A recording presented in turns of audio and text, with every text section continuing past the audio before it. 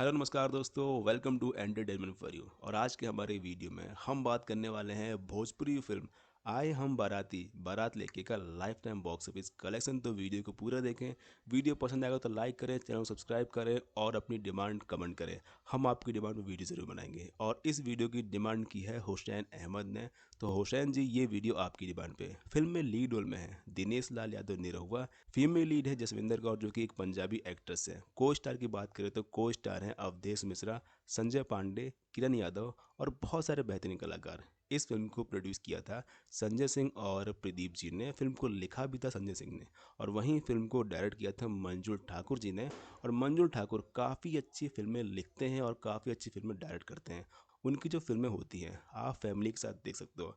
तो फिल्म को रिलीज़ किया गया था बॉक्स ऑफिस पे 8 अप्रैल 2022 को। और 16 सितंबर को ये फिल्म यूट्यूब पे अवेलेबल हुई थी, जो कि पब्लिक ने काफ़ी पसंद की। तो फाइनली बात करते हैं भोजपुरी फिल्म आए हम बाराती बारात लेके का बॉक्स ऑफिस कलेक्शन। दोस्तों, इस फिल्म ने अपने डे वन पे कमाई की थी 8 लाख के आसपास। फिल्म का life time box office collection था 3 करोड़ 23 लाख रुपए। फिल्म का बजट रखा गया था 2 करोड़ 30 लाख रुपए।